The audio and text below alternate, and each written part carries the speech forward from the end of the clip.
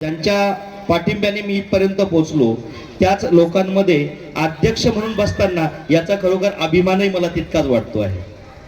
बांधवांनो, आजचा हा पुरस्कार वितरण सोहळा जो आहे, हा पुरस्कार वितरण सोहळा आपल्याला पुरस्कार मिळाला, आपला या ठिकाणी मान सन्मान झाला, आपल्याला या ठिकाणी आपल्यावर शुभेच्छांचा वर्षाव झाला म्हणजे झालं असं नाही, तर आपल्याला पुरस्कार देऊन आपल्यावर एक वेगळी जबाबदारी यांनी अजून टाकली आहे हे आपण या ठिकाणी लक्षात घेणं तितकंच महत्त्वाचं आहे। आपल्याला पुरस्कार मिळाल्यानंतर आता आपल्याला समाजाची फार मोठी आपल्यावर जबाबदारी निर्माण झालेली आहे। हा पुरस्कार आपण मिळवला आपल्या विचारांच्या जोरावर, आपल्या लेखणींच्या जोरावर, आपल्या कर्तृत्वाच्या जोरावर।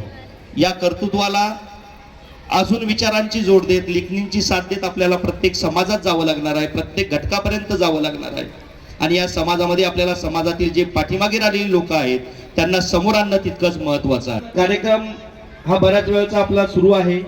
आपणही खूप या ठिकाणी कार्यक्रम चांगला व्हावा म्हणून बसलात। खरोखर या आयोजकांनी खूप सुंदर असा या ठिकाणी कार्यक्रम आयोजित केलेला आहे।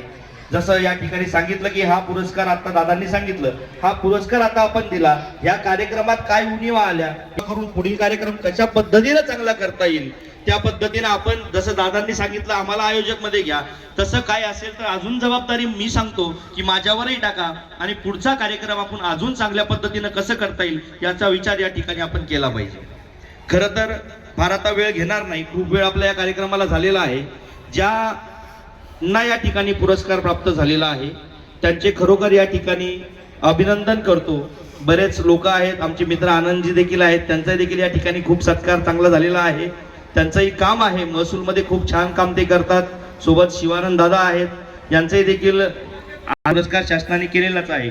खरं तर प्रशासनातील लोकांनी समाजात येऊन कसं लोकांना, शेतकऱ्यांना सहकार्य केलं पाहिजे याचं जिवंत उदाहरण म्हणजे आज आपण आपल्या डोळ्यांनी बघितलेलं आहे।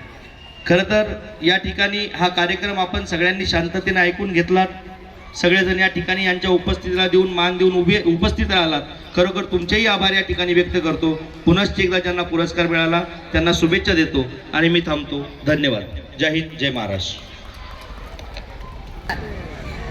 पहिले पुरस्कार